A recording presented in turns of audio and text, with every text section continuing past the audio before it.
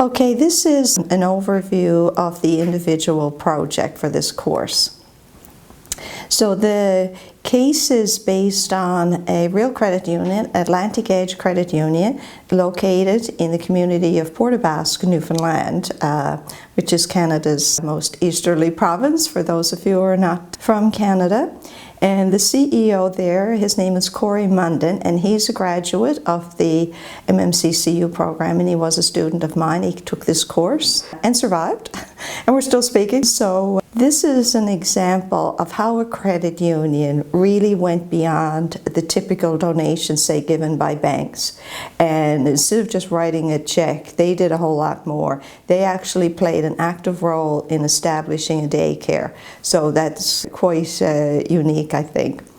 So it was very successful. Demand has exceeded their capacity.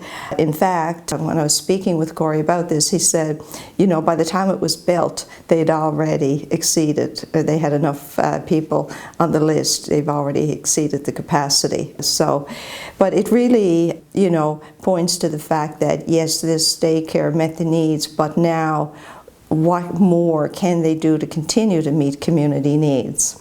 So this case highlights a number of issues, which is prevalent just about everywhere these days: a shortage of daycare spaces, shortage of daycare workers, as well as the funding needed to expand and build new daycares. So the case provides an opportunity to apply general financial and non-financial criteria to develop recommendations for Atlantic Edge Credit Union. So what should they do next? So the course, this project is worth 22%, but you'll see it's marked out of 100, just to make it easy. So the particular questions for this case is to identify and discuss the key challenges facing Munden as he tries to address the childcare shortage in Newfoundland. So does being the CEO of this credit union present any additional problems or opportunities for him in terms of dealing with the current situation? The second question is, while he was very successful, obviously, in establishing the Growing Our Futures Childcare Co-op, the current lack of childcare is not limited to one community. So the Atlantic Edge Credit Union operates in several communities in that area of Newfoundland. So what you're being asked to do here is determine if Munden, as CEO, should focus his time and resources on expanding the existing program at Growing Our Futures Childcare Co-op, or if his focus should be on establishing a childcare facility in one of the other communities within the credit union's market. The third question relates to how does the widespread shortage of early childhood education workers, compounded by low salaries, affect the feasibility and sustainability of expanding childcare services in the communities served by Atlantic Edge Credit Union?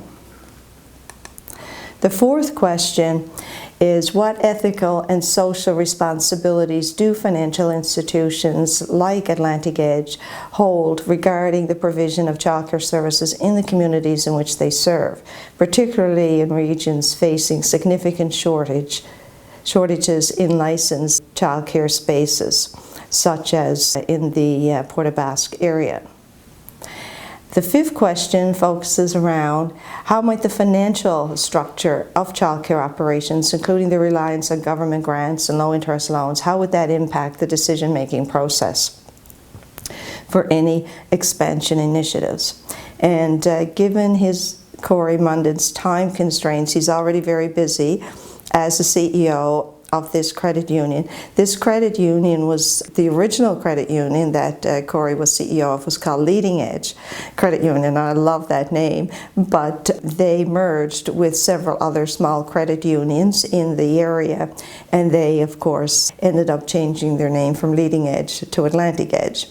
But anyway, I guess the idea here is he's very busy with this huge expansion of responsibilities. So, you know, given his time constraints and the urgency of addressing childcare needs, what are some of the potential short-term and long-term solutions that balance practicality with the community impact? And this project, it's important to realize this project doesn't necessarily link back to a specific module, certainly in terms of non-financial cooperative initiatives that we talked about in Module 3. You see how this relates. But the idea with this project is to really give you more, I guess, food for thought as to how credit unions can play a greater role in their communities. But then, as much as they want to help, they have financial constraints and time constraints. And if you're still a relatively small organization serving several communities, if one community keeps getting all the benefits, obviously people in the other communities are not going to be happy. So you have all of these factors at play. So this is not really a project that will reflect, all the individual modules, but just it extends what we're covering in this course to get you to think more broadly about community and social impact and how that will have an effect on a cooperative or a credit union in terms of their time and their financial resources.